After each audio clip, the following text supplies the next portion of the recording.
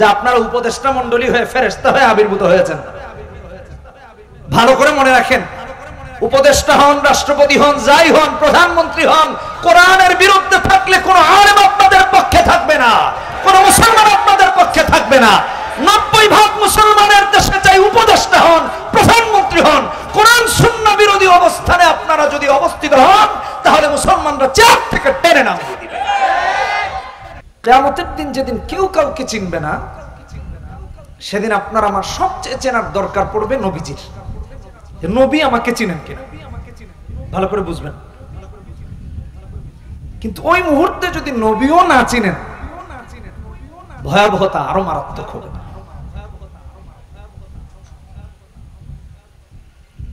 নবী তার উম্মতের পক্ষে আল্লাহর কাছে সুপারিশ করবেন নিঃসন্দেহে, এটাই আপনার আমার চাওয়া পাওয়া। কিন্তু নবী উম্মতের একটা বিশাল গোষ্ঠীর বিরুদ্ধে আল্লাহর কাছে অভিযোগও করবেন। আল্লাহ কোরআনের এই আয়াতে এই বিষয়টা তুলে ধরেছেন, ইন্না কওমি ইত্তাখাযু হাযাল কুরআনা মাহজুরা। এরা কারা জানেন?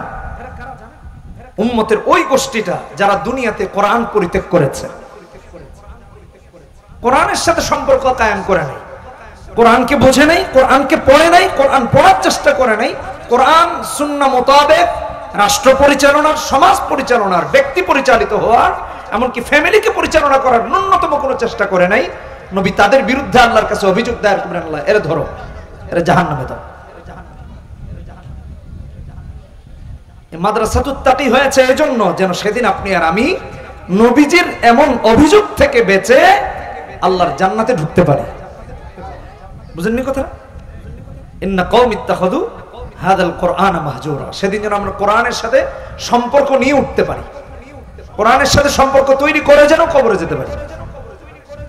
আমাদের তো সব জায়গায় আমরা সম্পর্ক ঠিক রেখেছি, শুধু আল্লাহ বাদ দিয়া, আল্লাহর কালাম বাদ দিয়া, রাসূলুল্লাহর সুন্নাতকে বাদ দিয়া। আল্লাহর কাছে জবাবদিহিতার কাতারে দাঁড়াতে হবে। দেখুন, এই জায়গাটাকে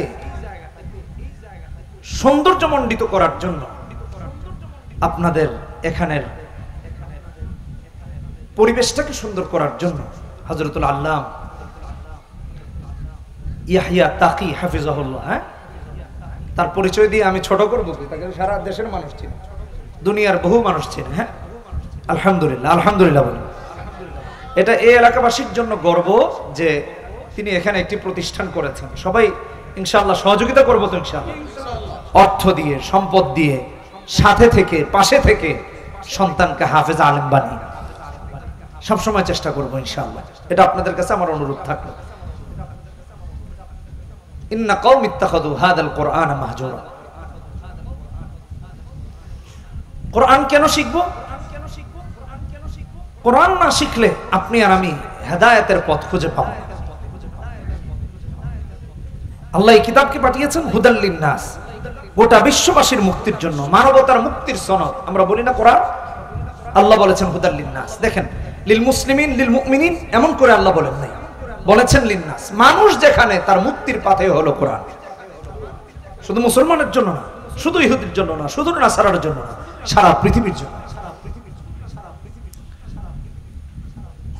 আল্লাহ 185 নম্বর আয়াতে সূরা বাকারাতে বলেছেন, শাহরু রমাদানাল্লাযী উনজিলা ফীহিল কুরআন হুদাল লিন্নাস ওয়া বাইয়িনাতিন মিনাল হুদা ওয়াল ফুরকান। ওলামায়ে কেরাম দীর্ঘ সময় আলোচনা করবেন, আমার সময় শর্ট তো, তাই আমি কথাবার্তার মতো কিছু কথা বলি। কোরআন কেন শিখবো? কোরআন সন্তানকে কেন শেখাবো? সালাত আদায় করছি, হচ্ছে না।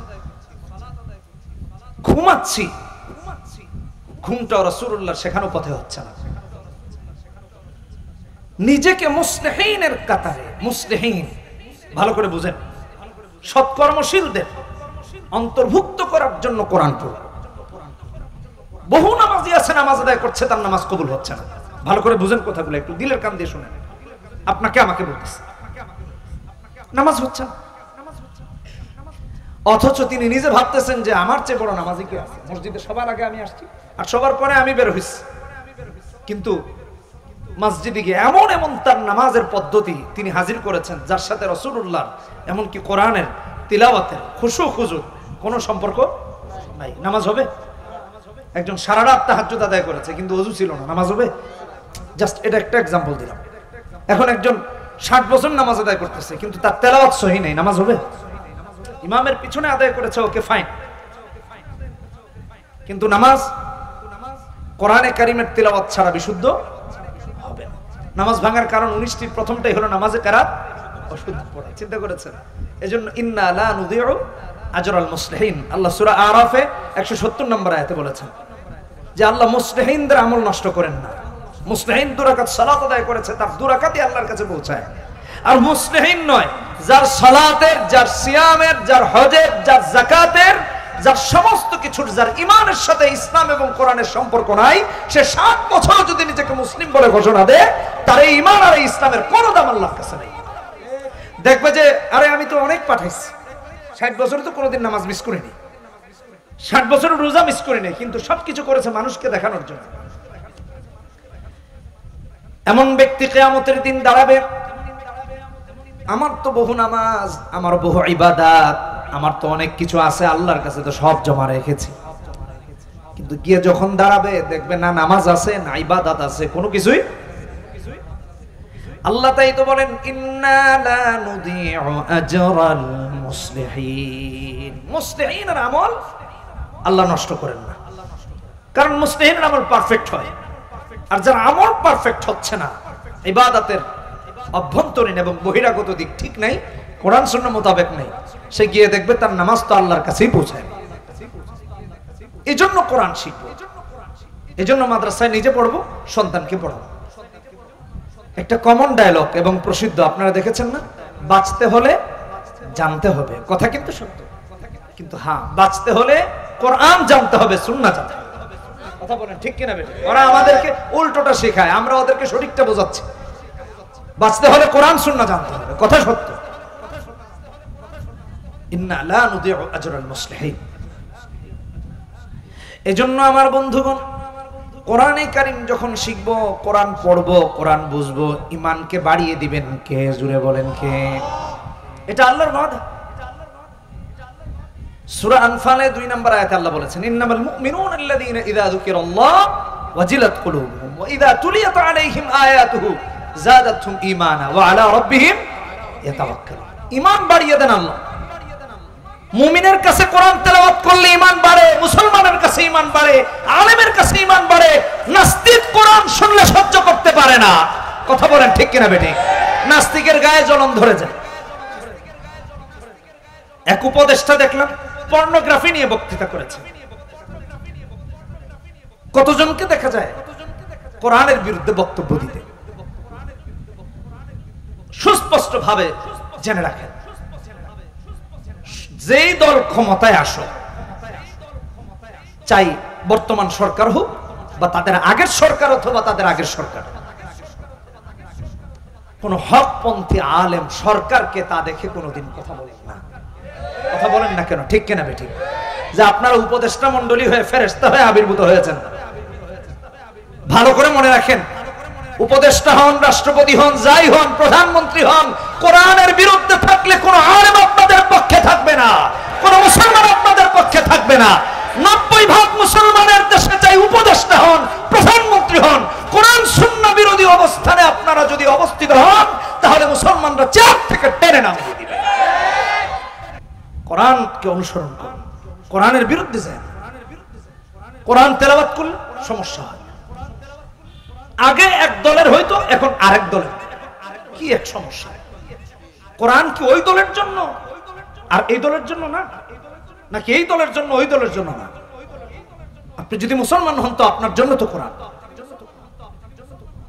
খতিব সাহেব হক কথা বললে তার বিরুদ্ধে দাঁড়িয়ে যাচ্ছে, বলছে হুজুর এই ওয়াজ বন্ধ করুন। কে বলেছে আপনাকে এই ওয়াজ বন্ধ করতে? খতিব কি আপনার চাকর? কোন মসজিদ তো কোন মানুষের ঘর নয়, এটা আল্লাহর ঘর।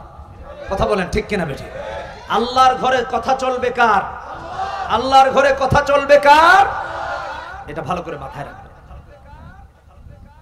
মানুষের গোলামি আর দাসত্ব করার জন্য কোরআন পড়ে আলেম মসজিদের মিম্বরে বসে নাই।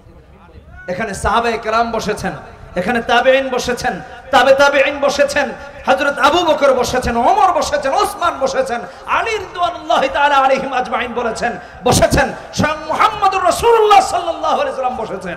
অতএব সুস্পষ্ট ভাবে বলছি, হক কথা বলার কারণে যে আলেমের বিরুদ্ধে যে দাঁড়িয়ে যাবে তার মসজিদে আসার কোনো অধিকার নাই। আলেমকে মসজিদ থেকে বের করবেন না, যে হক্কানি আলেমদের বিরুদ্ধে দাঁড়িয়ে যাবে কান ধরে তাকে মসজিদ থেকে বের করে দিবেন। আমি সময় থাকলে আরো বলতাম। আল্লাহ সূরা বাকারায় বলেছেন না, ওমান আযলামু মিম্মান মানাআ মাসাজিদাল্লাহি আইয়ুযকারা ফীহা ইসমুহু ওয়া সাআ ফী খরাবিহা উলাইকা মা কানা লাহুম আইয়াদখুলুহা ইল্লা খায়ফিন। আল্লাহ এই সমস্ত ব্যক্তিদেরকে জালেম আখ্যায়িত করেছেন। এর চেয়ে বড় জালেম আর কেউ নাই, যে আল্লাহর কোরআনের বিরুদ্ধে দাঁড়িয়েছে, যে রাসূলুল্লাহ সুন্নাতের বিরুদ্ধে দাঁড়িয়েছে। দলের পরিচয় আগে না, আগে আপনি মুসলমান, দলে থাকলেও মুসলমান, দল বহিষ্কার করে দিলেও মুসলমান। কথা বলেন ঠিক কিনা বেঠিক? ইমানকে ঠিক রাখো, নচেত আল্লাহর কাছে জবাবদিহিতা করতে হবে। উলামায়ে কেরাম বাতিলের মুখোমুখি হন, কোরআন নিয়ে দিন নিয়ে কখনো আপোষ করেন না। কথা বলেন, আপোষ করেন? হক্কানি আলেমরা করেন না। তবে দরবারি আলেম যুগে যুগে কম নাই। কথা বলেন ঠিক কিনা বেঠিক? দরবারি আছে না নাই? আমার শায়েখ মুফতি আমিনী রাহমাতুল্লাহ আলাইহি, মুজাদ্দিদ আল ফেসানি রাহমাতুল্লাহ আলাইহির কথা এবং সম্রাট জাহাঙ্গীরের কথা, আকবরের কথা, এদের কথা খুব বলতেন যে খবরদার তোমরা দরবারি হুজুর হও। সব সময় বলতেন যারা হযরতের কাছে পড়েছেন, দরবারি হুজুর হও, দ্বীনের উপর অটল অবিচল থাকো। আল্লাহ হেদায়েত দান করুন, বলি আমিন। মনে থাকবে না ইনশাআল্লাহ? এই জন্য কোরআন শিখবো, দিন শিখবো। এই মাদ্রাসাগুলো কেন হয়েছে? রাসূলুল্লাহ সাল্লাল্লাহু আলাইহি ওয়াসাল্লাম হাদিসে বলেছেন, ইবনে মাজার হাদিস 229 নম্বর হাদিস, তালাবুল ইলমি ফরিদাতুন আলা কুল্লি মুসলিম। দ্বীন শিক্ষা করা ফরজ। আমল যদি বিশুদ্ধ করতে হয়, হেদায়েত যদি পেতে হয়, তাহলে আপনি দ্বীন না জানলে কেমনে হবে? কোরআন না জানলে কেমনে হবে? সূরা বানী ইসরাঈলে 9 নম্বর আয়াতে তাই তো আমার আল্লাহ বলেন, ইন্না হাযাল কুরআন ইয়াহদি লিল্লাতী হিয়া আকওয়াম। কোরআন ছাড়া জান্নাতে যাওয়া সম্ভব না। কোরআনের ব্যাখ্যা রাসূলুল্লাহর সুন্নাহ ছাড়া জান্নাতে যাওয়া সম্ভব নয়, দ্বীন মানা সম্ভব নয়, দ্বীনকে পালন করা সম্ভব না। আল্লাহ আমাদেরকে হেদায়েত দান করুন। মনে থাকবে তো ভাইরা আমার? রাসূল অন্য হাদিসে বলেছেন, বুখারীর হাদিস 3461 নম্বর হাদিস, বাল্লিগু আন্নী ওয়ালাউ আয়া। উলামায়ে কেরাম এই জন্য মাদ্রাসা খুলেছেন, এই জন্য মসজিদগুলোতে বক্তৃতা করেন আলেমরা, এই জন্য তাফসির হয়, এই জন্য মাহফিল হয়, যে আল্লাহর কালাম মানুষের কাছে পৌঁছায় দেওয়ার জন্য। তারই ধারাবাহিকতায় আজকের এই প্রোগ্রাম। কথা বলেন ঠিক কিনা বেঠিক? যেন দিন আপনাদের কাছে পৌঁছে যায়, আমাদের কাছে পৌঁছে যায়, এই এলাকাবাসীর কাছে পৌঁছে যায়। আর রাসূল এটা হাদিসে বলেছেন। এই জন্য বন্ধুগণ আমার, কোরআন শিখবো, হাদিস শিখবো, যতদিন জীবনে বেঁচে থাকবো কোরআন সুন্নাহর বাহিরে যাওয়ার কোনো সুযোগ আছে নাকি? নাই। তিরমিজিতে রাসূলুল্লাহ সাল্লাল্লাহু আলাইহি ওয়াসাল্লাম বলেছেন, 2859 নম্বর হাদিস, মান খারাজা ফি তালাবিল ইলমি ফাহুয়া ফি সাবিলিল্লাহি হাত্তা ইয়ারজিআ। ইলম শেখার জন্য যে বেরিয়ে যায়, দ্বীন শেখার জন্য যে বেরিয়ে যায়, যতক্ষণ না ফিরে আসে ততক্ষণ পর্যন্ত আল্লাহর রাস্তায় থেকে যায়। ততক্ষণ পর্যন্ত কার রাস্তায় থাকে? আল্লাহর রাস্তায়। আমি আমার জীবনে ঘটে যাওয়া বাস্তব একটা ঘটনা বলি, অনেক জায়গায় বলেছি, এদিকে আসা হয় নাই বলি না। জেনারেল লাইনে পড়েছি তো, এসএসসি পরীক্ষা দিয়েছি, রেজাল্ট দিতে অনেক দেরি। যেমন এসএসসি পরীক্ষার্থীরা এখনো অপেক্ষমান, রেজাল্ট আসবে কবে যেন দেওয়ার কথা, 17 না 16 তারিখ দেওয়ার কথা। অনেকে দোয়া চায়, আল্লাহ তাদেরকে উত্তীর্ণ করুন এবং তাদের জ্ঞানকে ইসলামের জন্য কবুল করুন, বলুন আমিন। আমার বাবা বললেন, তুমি তাবলীগে চলে যাও, চিল্লা দিয়ে আসো। বছরের মাঝখান দিয়ে কোন মাদ্রাসায় পড়বো, চিল্লায় চলে গেলাম। আমাদের জামাতের আমির ছিলেন হাটহাজারী মাদ্রাসার একজন ফারেক আলেম, তাবলীগের সালের সাথে। ওখানে যাওয়ার পর এক চাচা, তার নাম হলো রাইসউদ্দিন, আমি তার এলাকার নাম বলতেছি না, আমার মনে আছে, বয়োবৃদ্ধ হয়ে গেছেন, বয়সের ভারে গুজু হয়ে গেছেন, সোজা হয়ে হাঁটতে পারেন।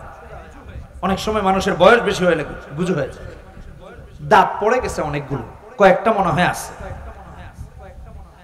কোরআন শেখার জন্য, দিন শেখার জন্য তাবলিগে বের হয়েছেন। কারণ এই বয়সে আমার যেটুকু মনে পড়ে তখন 70-এর কম হবে না বয়স। এই স্টুডেন্টকে কোন মাদ্রাসায় নেবেন? এই জন্য তাবলিগে বের হয়ে গেছেন কোরআন শেখার জন্য। আমির সাহেবকে গিয়ে বলছেন, আমির সাহেব, আমার তো কোরআন সহি নেই, আর কোরআন বিশুদ্ধ না হলে নাকি নামাজ বিশুদ্ধ হয় না। আমি কোরআন সহি করার জন্য তাবলিগে এসেছি। তো আমির সাহেব বললেন, দেখেন, আমার তো সবাইকে খোঁজ খবর রাখতে হয়, আর আমার বাবা তখন ছোট ছিলাম, তাই আমির সাহেবকে বললেন, আমার ছেলেটা ছোট আর বাড়ির বাইরে গিয়ে এরকম তো কোনোদিন থাকে নাই, একটু খেয়াল রাখেন। আমির সাহেবের নলেজে আছে আমার কথা, যে আমি মাদ্রাসায় পড়ি। আমির সাহেব বললেন, ঠিক আছে, কোরআন শিখবেন, মস্কের তো সময় আছে, আর বাকি সময় রাফি, আমাদের জামাতে একটা ছেলে আছে, ও মাদ্রাসায় পড়ে, তার কাছে শিখবেন। আমির সাহেব আমার কাছে পাঠিয়ে দিলেন। রইসুদ্দিন চাচা আসলেন, এসে বললেন, রাফি, তোমার সব কাজ আমার, মানে আমার কি কাজ? তাবলিগে। তাবলিগে গেলে দেখবেন মসজিদ ঝাড়ে দেওয়ার ডিউটি আছে, সিস্টেম করে দেয়, আজকে অমুক, কালকে তমুক, কালকে অমুক। বাথরুম পরিষ্কার করার ডিউটি আলাদা থাকে, বাজার করার ডিউটি আলাদা থাকে, রান্না ভাড়া করার ডিউটি আলাদা থাকে, এলানের ডিউটি আলাদা থাকে। কথা বলেন না কেন? ঠিক আছে, তালিমের ডিউটি আলাদা থাকে। তো যত কাজ, বাথরুম পরিষ্কার, থালাবাসি বাসন পরিষ্কার করা, রান্না করার, বাজার করার, রইসুদ্দিন চাচা বললেন, তোমার সব কাজ আমি করব, তুমি খালি আমারে কোরআনটা একটু শেখাবা। আমি চাচাকে বললাম, শেখাবো ইনশাআল্লাহ, কিন্তু চাচা আপনার কোনো কিছু করতে হবে না, আপনি কি করবেন? মুরব্বী মানুষ, আমি সব করেই যখন মস্ক হবে আপনাকে শেখাবো। 40 দিন আমাদের এভাবে পার হয়ে গেল, অনেক মস্ক করালাম, কিন্তু বয়োবৃদ্ধ হয়ে যাওয়ার কারণে উনি তাশাহুদ মুখস্থ করতে পারেন না। দুরূদ শরীফ মুখস্থ করেন, ভুলে যান, সূরা ফাতিহা মুখস্থ করেন, ভুলে যান। 40 দিন শেষ হয়ে গেছে, আমি তো চলে যাব। উনি খুব আবেগ আপ্লুত হয়ে আমাকে ধরে কাঁদতেছেন, কান্না করতেছেন, অযোধ্যায় চোখ দিয়ে পানি পড়তেছে। এত হাসি খুশি মানুষ, খুব হাসতেন, হাসাতেন, সবসময় হাসি খুশি থাকতেন, একটু সরল সহজ। তিনি আমাকে বললেন, রাফি, তুমি চলে যাচ্ছ, আমারে আর কে কোরআন শেখাবে? আমি আর কারে পাবো? কিন্তু কোনো কিছুই তার সহি হয়নি। আল্লাহু আকবার, কাঁদতেছেন।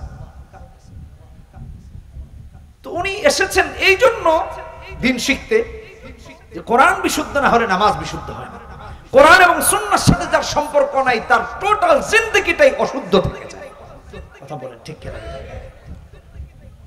চতুষ্পদ জন্তুর জিন্দেগি আর তার মাঝে কোনো পার্থক্য হয় না। আল্লাহ হেদায়েত দান করুন আমাদের। কাঁদেন আর বলেন, রাফি, আমার জায়গা সম্পত্তির কোনো অভাব নাই, বহু টাকা পয়সার মালিক। সকাল হলে পরে উঠে যেতাম গোয়াল বাছুর নিয়ে, হাটে চলে যেতাম, বাজারে চলে যেতাম, ক্ষেত খামারে চলে যেতাম চাষবাস করার জন্য, আবার ফসলগুলো বিক্রির জন্য। কিন্তু কোনোদিন এই কথা চিন্তা করি নাই 3.5 হাত মাটি থেকে, 3.5 হাত মাটিতে যদি আমাকে দাফন করা হয়, রবের সামনে গিয়ে কি নিয়ে দাঁড়াবো, এই কথা কোনোদিনও একবারও চিন্তা করি নাই। এখন বুঝেছি, অর্থ সম্পদ যাই আছে, এগুলো তো কোনো কিছু আমি খেয়ে শেষ করতে পারবো না। কোনোটা ভোগ করবে আমার ছেলে, কোনোটা ভোগ করবে আমার মেয়ে, কোথাও আবার ছেলে মেয়ে গন্ডগোল করবে, মারামারি করবে, কোনো কিছু নিয়ে আমি কবরে যেতে পারবো না। এই জন্য চিন্তা করেছি, বাকি যতদিন থাকবো ততদিন কোরআন শেখার জন্য আল্লাহর রাস্তায় বেরিয়ে থাকবো, আর বাড়ি যাব না। মান খারাজা ফি তালাবিল ইলমি ফাহুয়া ফি সাবিলিল্লাহি হাত্তা ইয়ারজা, তিরমিজির হাদিস। এজন্য বন্ধুগণ আমার, মানুষ যখন দিন শেখার জন্য বেরিয়ে যায়, যতদিন ফিরে না আসে ততদিন কার রাস্তায় থাকে? বলেন, কার? আর যে আল্লাহর রাস্তায় থাকা অবস্থায় মরে যায়, মরণ হয়, মৃত্যুবরণ করে, সে আল্লাহর রাস্তায় শাহাদাতের মর্যাদা লাভ করে। কথা বলেন ঠিক কিনা বেঠিক? এই জন্য সন্তানকে দিন শেখাই, নিজে শিখি, সন্তানকেও শিখাই। আল্লাহর কসম, আপনি ভাবছেন আপনার সন্তান দিন শিখে করবে কি? দায়িত্ব নিয়ে বলছি, আপনার সন্তান যদি স্বশিক্ষায় শিক্ষিত হয়, কোরআন সুন্নাহর শিক্ষা যদি সঠিকভাবে অর্জন করতে পারে আর তা বাস্তবায়ন করতে পারে, এই জাতির এর চেয়ে শ্রেষ্ঠ সন্তান আল্লাহর জমিনে আর কেউ হইতে পারে। চ্যালেঞ্জ করে বলুন, কখনো। এই জন্য আমার আল্লাহ আলেমের মর্যাদার কথা বলতে গিয়ে বলেছেন, ইন্নামা ইয়াখশাল্লাহা মিন ইবাদিহিল উলামা। আল্লাহ যে জাতির সার্টিফিকেট দিয়েছেন তারা হলো উলামায়ে কেরাম। কথা বলেন ঠিক কিনা বেঠিক? সূরা ফাতিরের 28 নম্বর আয়াতে আল্লাহ আলেমের মর্যাদার কথা তুলে ধরেছেন। সূরা মুজাদালাতে 28 নম্বর পারাতে 11 নম্বর আয়াতে আল্লাহ তুলে ধরেছেন আলেমের মর্যাদা, আর বলেছেন ইয়ারফাইল্লাহুল লাযীনা আমানু মিনকুম ওয়াল্লাযীনা উতুল ইলমা দারাজাত। আলেমের মর্যাদা জাহেলের চেয়ে বেশি, শুধু বেশি না, অনেক বেশি। এজন্য আমার আল্লাহ কোরআনে কারিমে বলেছেন সূরা জুমারে 9 নম্বর আয়াতে কুল হাল ইয়াস্তাবিল্লাযীনা ইয়ালামুনা ওয়াল্লাযীনা লা ইয়ালামুন। কোনো কিছু জানতে হলে আলেমকে জিজ্ঞেস করতে হবে, মদখোর, গাঁজাখোর, ইয়াবাখোর, ঘুষখোর, চাঁদাবাজের কাছে জিজ্ঞেস করতে হবে। কথা বলেন ঠিক কিনা বেঠিক? আলেমকে জিজ্ঞেস করুন। গিয়া কয় ভাই কি করব বলে কিছু করতে পারোস না, কয় অটো স্ট্যান্ডটা লো, এটার থেকে চান্দা ওটা 10 টাকা করে।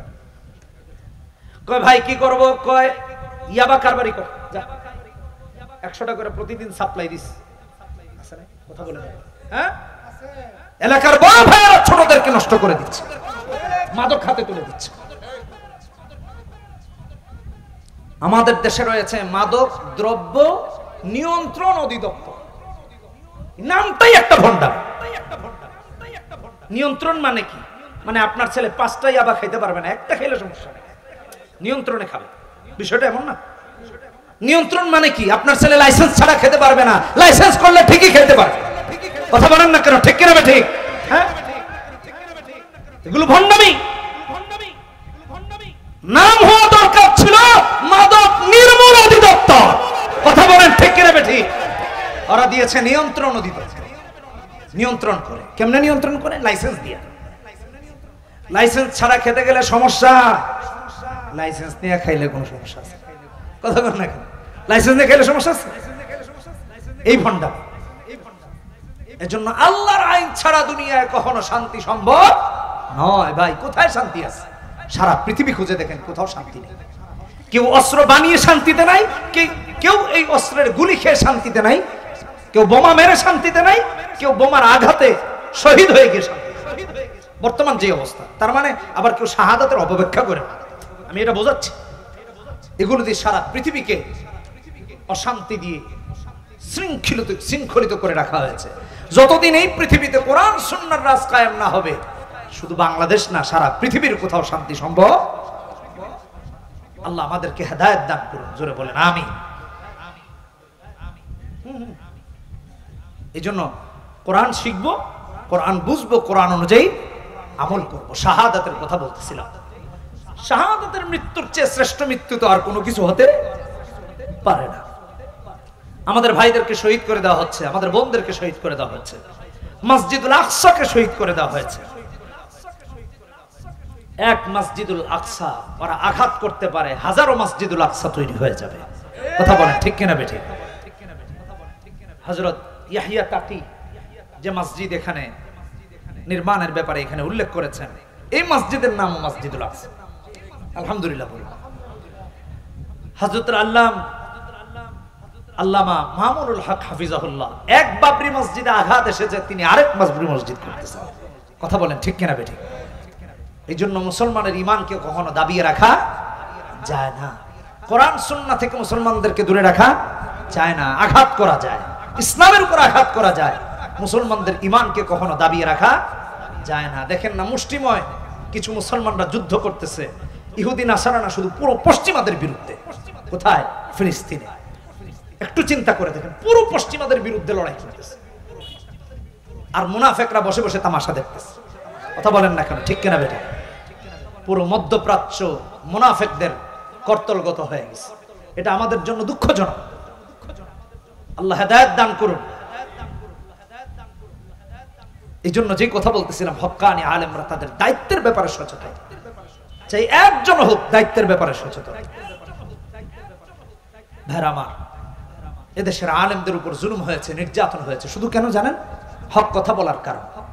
আমাদের মিডিয়ার ভাইরা কভার করেছেন, মিডিয়াতে দিয়েছেন, সোশ্যাল মিডিয়ায়, প্ল্যাটফর্মে, ইলেকট্রনিক মিডিয়ায়, প্রিন্ট মিডিয়ায়। ব্যাস, আলেমের বক্তব্য দেখে তার বাড়িতে রাতের বেলা গিয়ে গুম করার জন্য রেডি। কথা বলেন ঠিক কিনা বেটা? কি আলেমদেরকে গুম করা হয় নাই? ফেরেশতারা করেছে। কথা বলেন, ফেরেশতারা করেছে। জিন্নাতরা করেছে, হ্যাঁ এই দেশেরই তো লোকেরা করেছে। কি কারণে করেছে ভালো করে বুঝেন, শুধুমাত্র হক কথা বলার কারণে। যে আলেম জিজ্ঞাসিত হবার পরে হক কথা গোপন রাখবে, আল্লাহ দরবারে কিয়ামতের দিন জবাব দেওয়া লাগবে, জবাব দেওয়া লাগবে। এজন্য হক্কানি আলেমরা হক কথা থেকে কখনো বিচ্যুত হন। রাসূল সাল্লাল্লাহু আলাইহি ওয়াসাল্লামের হাদিস, আবু দাউদের হাদিস, রাসূল বলেছেন 3660 নম্বর হাদিস, মান সুইলা আন ইলমিন ফাকাতামাহু আলজামাহু আল্লাহু ইয়াওমাল কিয়ামাতি বিলিজামিন মিন নার। হক্কানি আলেমরা এইজন্য হক কথা থেকে নিজেকে বঞ্চিত করেন না। হক কথা বলিষ্ঠ কণ্ঠে কণ্ঠে বাতিলের সামনে সব সময় বলতে থাকেন। হক্কানি আলেমরা কখনো গোপন করেন না। আল্লাহ কোরআনে বলেছেন 159 নম্বর আয়াতে সূরা বাকারা, ইন্নাল্লাযীনা ইয়াকতুমুনা মা আনজালনা মিনাল বাইয়িনাতি ওয়াল হুদা মিন বা'দি মা বায়্যানাহু লিন-নাসি ফিল কিতাব উলাইকা ইয়ালআনুহুমুল্লাহ ওয়া ইয়ালআনুহুমুল লাঈনুন। যে হক কথা গোপন রাখে, অর্থের কারণে, সম্মানের কারণে, পদের কারণে নিজের চাকরি চলে যাবে, এই জন্য বাতিলের কাছে নিজেকে অপমানিত লাঞ্ছিত হতে হবে, এই জন্য কিয়ামতের দিন ভালো করে মনে রাখবেন আল্লাহর কাছে জবাবদিহিতার কাতারে দাঁড়াতে হবে। আল্লাহ লানত আর অভিসম্পদ আপনাদের উপরে পড়ে। কথা বলুন ঠিক কিনা বেঠিক? বারবার আল্লাহ আপনাকে আমাকে সাবধান করেছেন, সচেতন করেছেন। 173 174 আল্লাহ বলেছেন উলাইকা মা ইয়াকুলুনা ফি বুতুনিহিম ইল্লান নার, সূরা বাকারা। আপনি এখান থেকে উপার্জিত যে অর্থ দিয়ে খাবার খাচ্ছেন, পেটে জাহান্নামের আগুন ঢুকাচ্ছেন। আল্লাহ আপনার সাথে কথা বলবেন। আপনি কি বুঝবেন? আপনি কি বুঝবেন যে মসজিদের মিম্বর থেকে মাদকের বিরুদ্ধে হক্কানি আলেমরা কেন কথা বলেন? আপনি কি বুঝবেন গায়রে আলেম হয়ে মসজিদের মিম্বর থেকে চাঁদাবাজির বিরুদ্ধে হক্কানি আলেমরা কেন কথা বলেন? আপনি কি বুঝবেন গায়রে আলেম হয়ে মসজিদের মিম্বর থেকে হক্কানি আলেমরা ধর্ষকদের বিরুদ্ধে কথা বলেন? আপনি কিভাবে বুঝবেন গায়রে আলেম হয়ে মসজিদের মিম্বর থেকে হক্কানি উলামায়ে কেরাম ন্যায় আর ইনসাফের কথা বলেন? আপনি গায়রে আলেম হয়ে কিভাবে বুঝবেন মাদকের বিরুদ্ধে হক্কানি উলামায়ে কেরাম কেন কথা বলেন? এই জন্য কথা বলেন, আপনার কাছে দায়বদ্ধতা থাকতে পারে, আল্লাহর কাছে তারা দায়বদ্ধ হয়ে থাকতে চান না। কিয়ামতের দিন জান্নাতের মাঝে আর তাদের মাঝে যেন কোনো প্রতিবন্ধকতা না থাকে। কথা বলেন ঠিক কিনা? এজন্য হক্কানি আলেমরা হক কথা বলেন। দুনিয়ার চাকচিক্যের কোনো প্রয়োজন নেই আমার ভাইরা, সব বাদ দিয়ে দেন, আল্লাহর সাথে সম্পর্ক কায়েম করুন। আবু দারদা রাদিয়াল্লাহু তাআলা আনহু, ভালো করে শুনেন, দামেস্কের বিচারপতি নিয়োজিত হলেন। ভালো করে মাথায় রাখুন, রাসূলুল্লাহ সাল্লাল্লাহু আলাইহি ওয়াসাল্লামের একটা হাদিসের ব্যাখ্যায় তার সাহাবীর দৃষ্টান্ত দিয়েছে। ইবনে মাজার হাদিস 4241 নম্বর হাদিস। রাসূল বলেছেন ইজহাদ ফিদ দুনিয়া ইউহিব্বুকাল্লাহ ওয়াজহাদ বিমা ফি আইদিন নাস ইউহিব্বুকান নাস। দুনিয়া বিমুখ হয়ে যান, আল্লাহর প্রিয় হয়ে যান। সুবহানাল্লাহ। পদ থেকে বিমুখ হয়ে যান, অর্থ থেকে বিমুখ হয়ে যান, কে ভালো বলবে তা থেকে বিমুখ হয়ে যান, আল্লাহ ভালো বলবেন, বাস এটাই আমার জন্য। কথা বলেন ঠিক কিনা? রবের কাছে ভালো হতে হবে। কার কাছে? সাহাবায়ে কেরাম কেমন দুনিয়া বিমুখ ছিলেন? আবু দারদা রাদিয়াল্লাহু তাআলা আনহু বিচারপতি হলেন। হযরত ওমর বললেন বিচারপতি বানিয়ে দেন, দেয়া হলো। হযরত মুআবিয়াকে বললেন, বিচারপতি হয়ে গেলেন। দামেস্কে গিয়ে ওখানের উঁচু উঁচু দালান কোঠাগুলি দেখে দেখে আশ্চর্য হয়ে গেলেন, আর বললেন আহারে, দুনিয়ার এত এত বাড়ি বানিয়েছো, পরকালের জন্য কি বানিয়েছো? যারা বানিয়েছে তারা আজও মাটির নিচে শুয়ে আছে। কথা বলেন ঠিক কিনা? এদেশেরও সম্পদশালীরা কবরের নিচে চলে গেছে, কেউ মাটি ছেড়ে গেছে, কেউ আবার দেশ ছেড়ে গেছে। কথা বলেন ঠিক কিনা বেঠিক? কোনো কিছু নিয়ে যেতে পারে নাই, কিন্তু খাওয়ার সময় ভুলে যায় সব খাওয়ার ক্ষমতা তার নাই। কথা বলেন ঠিক কিনা বেঠিক? গরিবের থেকেও খাইছে, ধনী থেকেও। হুজুরকেও ছাড়ে নাই। বলে হুজুর এটা কি বলতেছেন, ভালো করে শুনেন। একদিন মাহফিলে যাচ্ছি, এরিয়ার নাম নাই বললাম, ঢাকা থেকে বের হয়ে যাচ্ছি, তো পুলিশ আমাদের গাড়ি আটকেছে। গাড়ি আটকানোর পর ওখানে গাড়ির কাগজপত্র ঠিক আছে, বাট আমাদের মাহফিলের জন্য তাড়া। মাহফিল ধরা তো একটা বিশাল পেরেশানি। ওখানে এক ভাই ছিলেন, উনি আবার, তখন আমি তার কিছুদিন পূর্বে বনানী নামাজ পড়ানো বাদ দিয়ে দিছি। তো আমার বনানীর ওখানের এক প্রভাবশালী কর্মকর্তার সাথে সে জামাতে গিয়েছে, এক সার্জেন্ট অফিসার, বিসিএস ক্যাডার। সেই পরিচয়ে আমার সাথে পরিচয় আছে। তো আমি বললাম যে দেখেন ওনার পরিচিত, আর তাছাড়া গাড়ি সবকিছু ঠিক আছে, আর মাহফিলের তাড়া আছে। তখন বললো আচ্ছা ঠিক আছে চলে যান, বলে আবার আসছে। হুজুর জানালাটা খুলেন, হুজুর একটু চা খাওয়ার টাকাটা দিয়ে যান। কথা ভালো করে বুঝেন কি অবস্থা চলতেছে বর্তমানে। বৈষম্যের বিরুদ্ধে এদেশের ছেলেরা আন্দোলন করছে, কথা বলেন ঠিক কিনা বেঠিক? বৈষম্য মুক্ত হতে পেরেছি? রাস্তাঘাটে সব গাড়ি চলে, সব গাড়ি অনিয়ম করে, কোনো অসুবিধা নাই, কিন্তু প্রাইভেট গাড়ি যারা চালায় তাদেরকে মামলা দেয়। কথা বলেন না কেন, ঠিক কিনা বেঠিক? এদের সাথে সমস্যাটা কোথায়? এই বৈষম্য কেন তৈরি করে রাখা হলো? এগুলো বন্ধ করুন।